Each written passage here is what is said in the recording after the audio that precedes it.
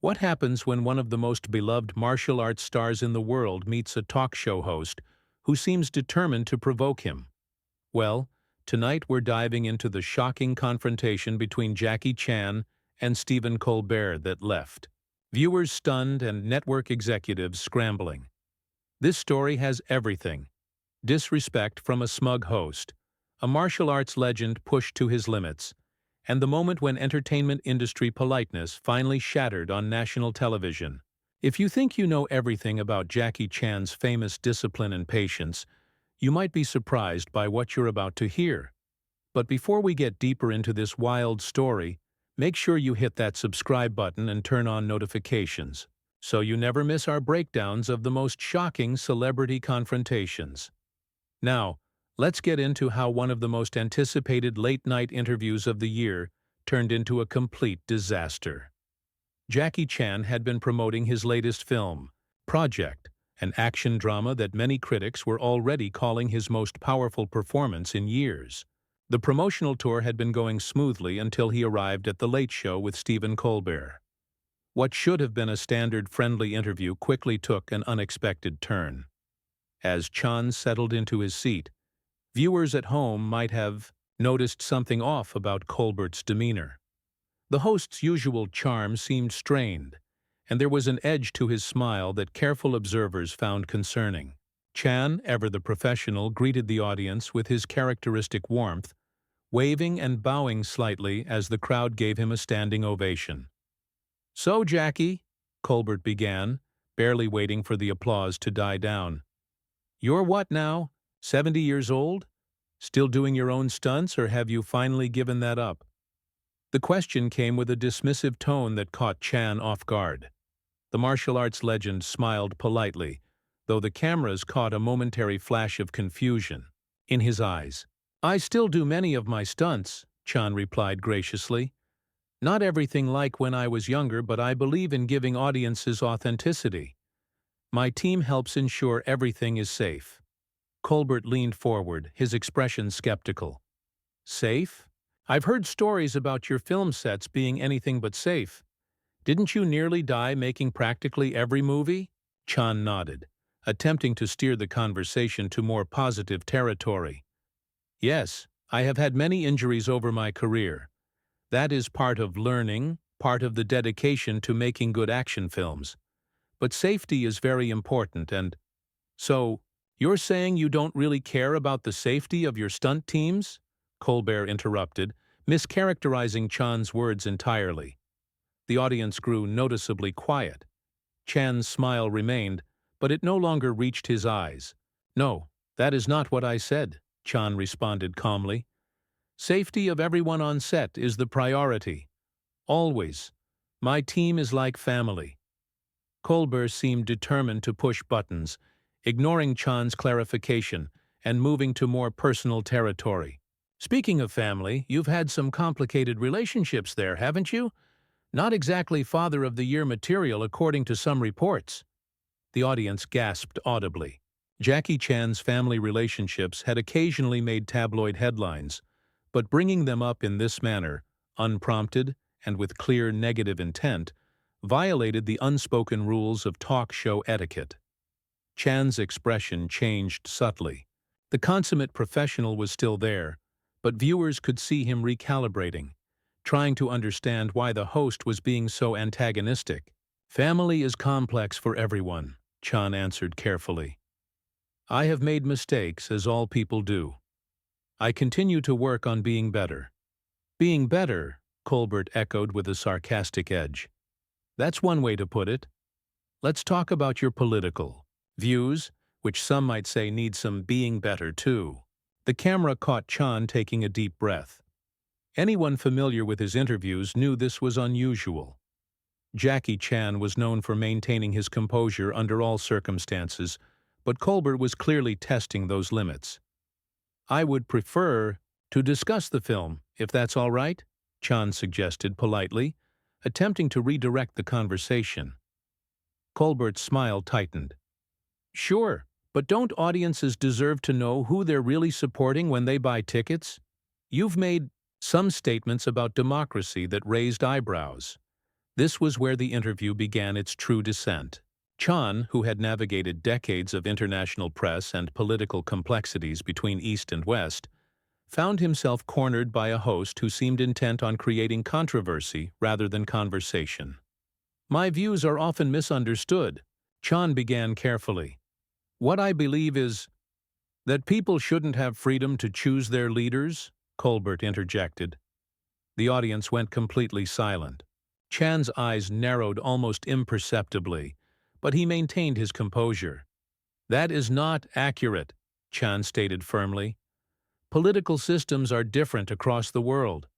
I respect each country's path. My focus has always been bringing people together through entertainment, not creating division." "Bringing people together," Colbert repeated with unmistakable skepticism. "Like how you bring together the money from your American fans while supporting regimes that would limit their freedoms if given the chance?" At this point, the tension in the studio was palpable. Crew members exchanged worried glances off camera. This had gone well beyond the typical light adversarial banter that sometimes characterizes late-night interviews. Colbert was breaking an unwritten rule of show business. Even when asking tough questions, hosts typically avoid outright antagonism toward their guests. Chan's decades of discipline were evident as he kept his voice level. "I think you are mischaracterizing my positions to create controversy where none exists. I have great respect for American audiences who have supported me for decades." Colbert leaned back in his chair, a gesture that might have seemed casual to viewers but came across as dismissive to those in the studio. "Let's talk about those decades then. Some critics say you've been making basically the same movie over and over again for 30 years. Care to comment on that?" The insult was thinly veiled, and the audience's uncomfortable murmuring grew louder. Chan, who had just been honored with a Lifetime Achievement Award for his contributions to cinema, looked directly at Colbert with an expression that mixed disappointment with growing frustration. "Every artist has their style," Chan replied. "Hitchcock had his suspense. Chaplin had his comedy. I have my action. I am proud of bringing joy to audiences for so many years." "Joy?" Colbert pressed. "Or just mindless kicks and punches strung together with some broken English for laughs?" And this was the moment when something shifted in Jackie Chan's demeanor. The martial arts master, known for his patience and good humor, straightened almost imperceptibly in his chair. His smile remained, but those familiar with his work could recognize the stance adjustment, the subtle shift that, in his films, often preceded a response to disrespect. For a moment, the studio fell completely silent. Even the most casual viewer could sense that a line had been crossed. Colbert's comment about broken English for laughs had targeted not just Chan's work, but his identity, his heritage, and the struggles he had overcome to achieve global success. "I think," Chan said quietly, his voice carrying more weight in its softness than any shout could have managed, "you misunderstand the purpose of my films." Colbert opened his mouth with what appeared to be another cutting remark ready, but Chan raised his hand slightly, a gesture so understated yet so definitive that it stopped the host mid-thought. "For decades," Chan continued, his English deliberate and clear, "I have worked to bridge East and West through cinema. I learned English while breaking bones. I crafted stories while sleeping on concrete floors. I built my career not on mockery or division, but on showing that laughter and action speak a universal language." The audience erupted in spontaneous applause. Chan had not raised his voice, had not lost his composure, but the shift in the studio's energy was immediate and unmistakable. Power had transferred from the host to the guest. Colbert, seemingly thrown by this change in dynamics, attempted to reclaim control of the interview. "Well, speaking of language barriers, let's talk about some of your controversial statements that got lost in translation." "There is no translation issue here," Chan interrupted, something he rarely did in interviews. "The issue is respect. You invite guests to your show, but you do not seem interested in genuine conversation." Colbert's expression flickered between surprise and irritation. This was not going according to whatever plan he had for the segment. "I'm just asking the questions our audience wants answered," he defended, gesturing toward the crowd. Chan looked directly at the audience, then back at Colbert. "Are you certain these are the questions they want? Or are these the questions you think will generate controversy?" A few audience members actually applauded this direct challenge, creating an awkward situation for the production team. The camera caught a producer making frantic gestures from the sidelines, likely suggesting they move to a commercial break. Colbert, however, seemed determined to maintain his approach. "Look, Jackie, you've been in this business long enough to know that tough questions come with the territory. If you're not prepared to address criticism—" "I welcome criticism of my work," Chan responded evenly. "What you are offering is not criticism. It is disrespect disguised as journalism." The tension in the studio had become almost physical at this point. Crew members were exchanging alarmed glances, and the audience had grown so quiet that the sound of the air conditioning system could be heard in the background. Colbert adjusted his tie, a nervous gesture that betrayed his discomfort. "Let's shift gears then. Your new film deals with some political themes that—" "Before we continue," Chan interjected with calm authority, "I would like to understand something. Is there a reason you seem determined to create conflict during this interview?" This direct question caught Colbert off guard. Hosts were rarely challenged so explicitly about their interview tactics, especially not on their own shows. "I'm just doing my job," Colbert replied defensively. Chan nodded thoughtfully. "I have been interviewed thousands of times across 50 years in entertainment. I understand the difference between challenging questions and deliberate provocation." "Which are you offering tonight?" The question hung in the air like a perfectly timed punch in one of Chan's action sequences. The audience was witnessing something rare in carefully orchestrated talk show appearances: genuine, unscripted confrontation. Colbert attempted to laugh it off. "Come on, Jackie. This is just how American interviews work. We like to dig a little deeper here." "Interesting," Chan replied, his expression suggesting he found it anything but. "In my experience, American journalists have always been direct but fair. What you are doing seems different." Several audience members nodded in agreement, creating another awkward moment for the host. Colbert glanced toward his producer again, likely hoping for some guidance on how to regain control of the situation. "Let me be clear," Chan continued, in the host's moment of uncertainty. "I am happy to discuss my films, my career choices, even my mistakes, but I expect the same respect I offer to others." Colbert, apparently deciding to double down rather than adjust his approach, leaned forward, with an expression that might have been intended as serious journalism but came across as condescension. "Respect is earned, Jackie, and some might say your political positions have cost you that respect in recent years." There was an audible gasp from the audience. Even by the increasingly confrontational standards of this interview, this was an extraordinary statement from a host to a guest. Chan did not immediately respond. Instead, he took a sip of water from the mug provided on the small table beside his chair. The camera lingered on him, capturing the careful, deliberate way he set the mug down and aligned it perfectly on the table. Anyone familiar with martial arts recognized this as a centering technique, a moment of mindfulness before action. "Mr. Colbert," Chan finally said, addressing the host formally for the first time, "I have spent my life earning respect, not through words, but through actions. I have performed stunts that nearly killed me to entertain audiences. I have donated millions to charity without publicity. I have created job opportunities for thousands in the film industry across multiple countries." Chan's voice remained measured, but there was a new quality to it, a steel that had not been present earlier in the interview. "You speak of respect while showing none," he continued. "You claim to want honest conversation, but interrupt before I can complete a thought. This is not interviewing. This is ambushing." The audience erupted in applause again, louder this time. Chan had articulated what many of them had been feeling as they watched the interview unfold. Colbert found himself in the unusual position of being the villain in his own show, with the audience clearly siding with his guest. "We'll be right back after these messages," Colbert announced abruptly, clearly hoping to reset the dynamic after a commercial break.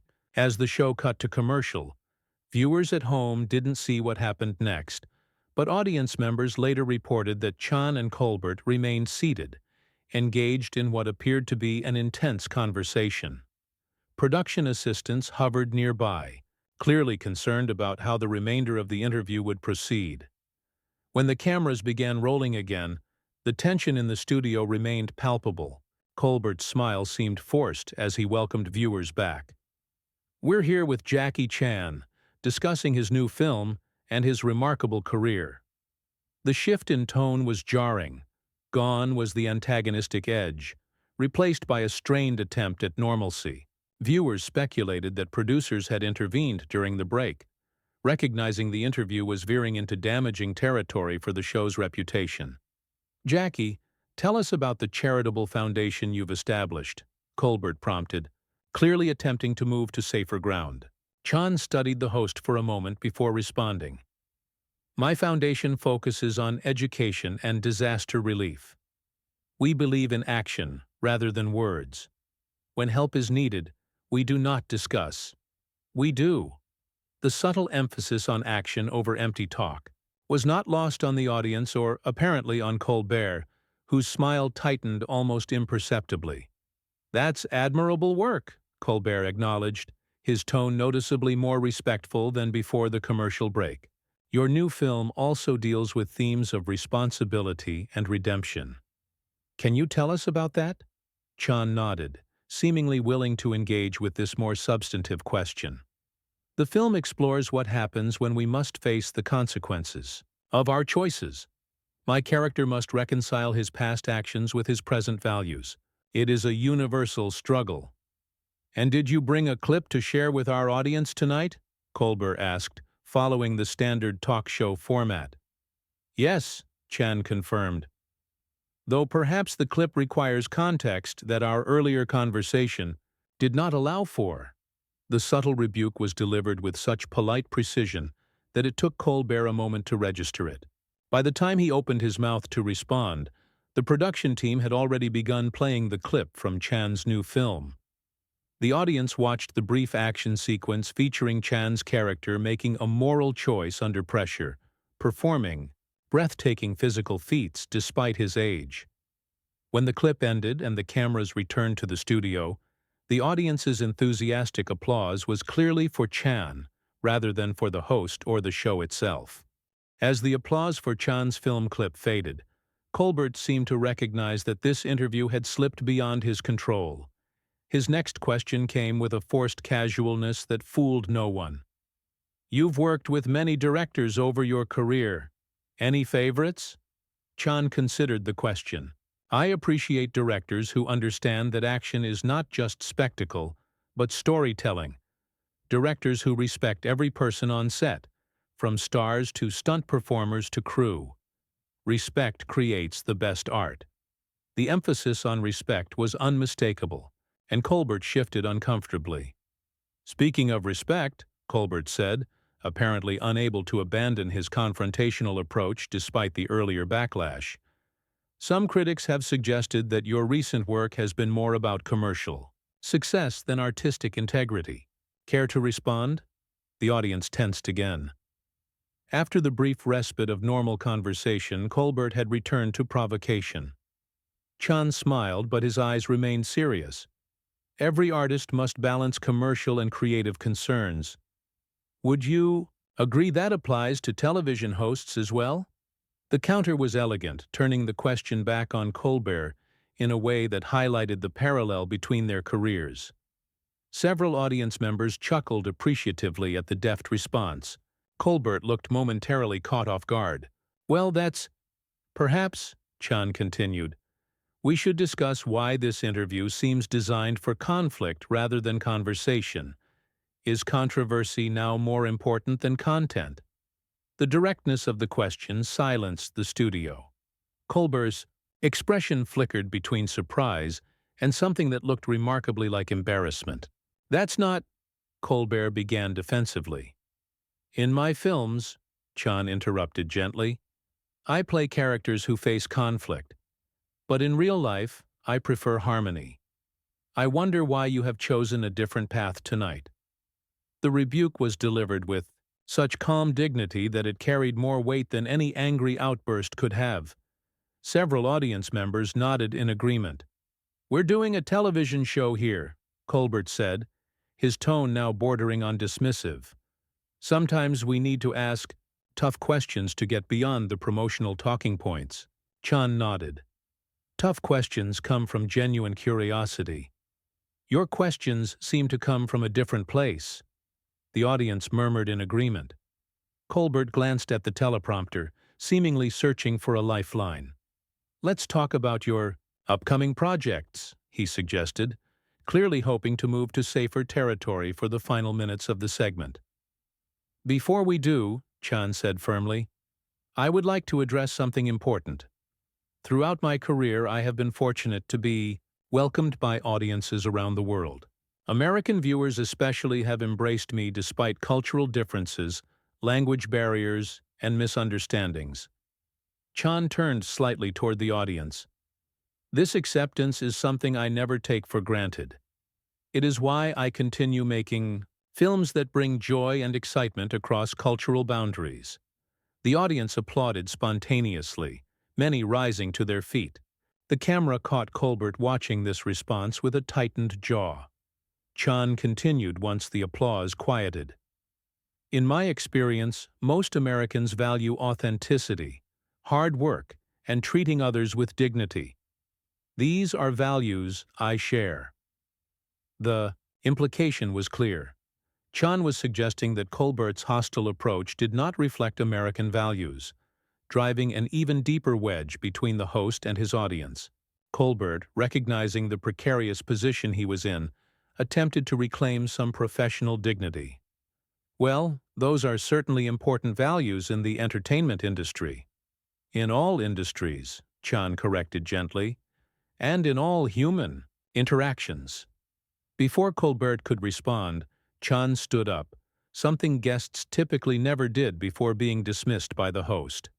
"I think our time is complete," Chan said with a slight bow to the audience. "Thank you for your attention tonight." The audience, sensing the unprecedented nature of the moment, erupted in applause.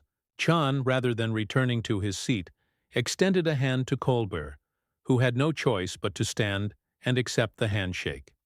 The cameras caught Colbert's expression, a mixture of surprise, frustration, and the dawning realization that he had mishandled the interview catastrophically.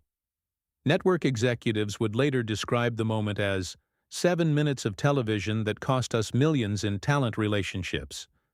Chan maintained his composure to the last, bowing to the audience once more before walking calmly off the set as the show hastily cut to commercial.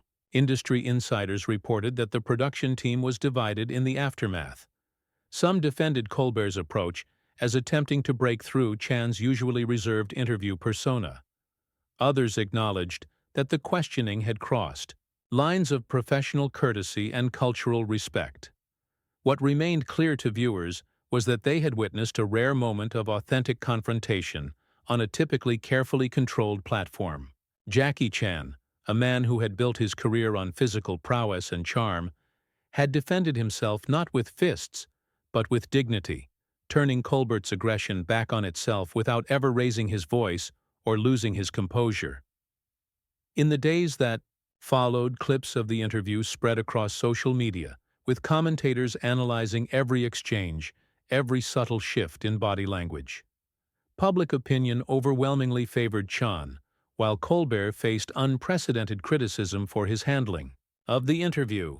The incident raised larger questions about the nature of celebrity interviews, the boundaries of journalistic inquiry versus needless provocation, and the responsibilities hosts have toward their guests.